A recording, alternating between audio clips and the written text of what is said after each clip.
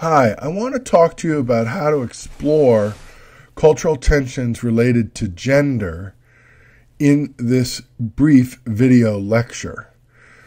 In particular, I want to focus on how to explore those ideas in the frontier text that we're going to be reading over the next few weeks.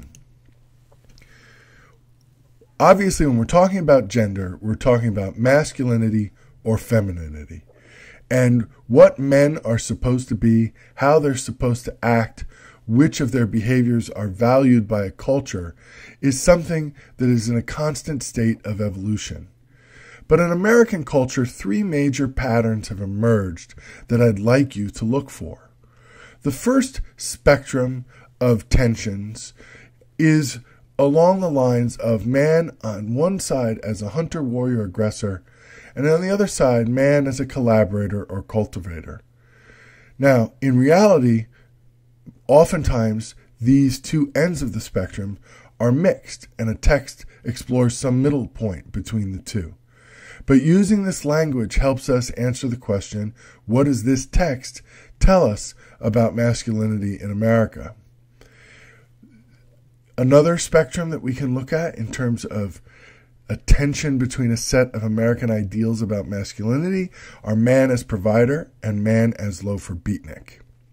And then a third tension that can often be really productive when we're looking at texts and artifacts from the West is man as outlaw hero and man as official hero. Now, once again, we're not saying that every text is going to fit into one end or the other of this spectrum. Most texts are going to mix these ideas, explore often both of them at the same time even. But this language gives us a way to start interpreting and analyzing these cultural patterns. Let's look at femininity. Here again, there are three major spectrums that can be helpful for us. The first and most important is the tension between traditional femininity, female subordination, and ideals of female equality. And again, throughout the history of the United States, we've seen these two ideas in battle with each other, especially in the 19th and 20th centuries. The second tension is the tension between ideals of women as revered mothers, daughters, or sisters, and women as objects of sexual desire. This is often called the virgin-whore dichotomy in cultural studies. But again, we see two competing value sets at different ends of the spectrum. But the reality is the text or artifact you're studying may be doing something in the middle.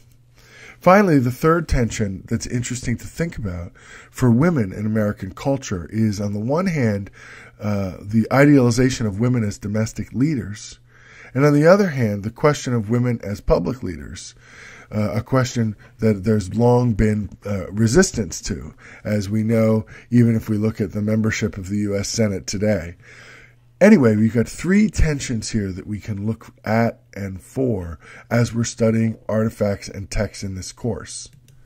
Now, what I want you to do is to take these ideas that I just discussed and use them as a leverage point for understanding and reading and interpreting Twain's story of Slade and the Crow war narratives that we're going to be reading for our next class deadline. And in those texts, I'd like you to be looking for sentences that seem to demonstrate one or both ideas from these spectrums. I'll ask you to share one of the passages you find in our discussion forum, which you'll complete after you've watched this video and read the two texts. See you in Blackboard.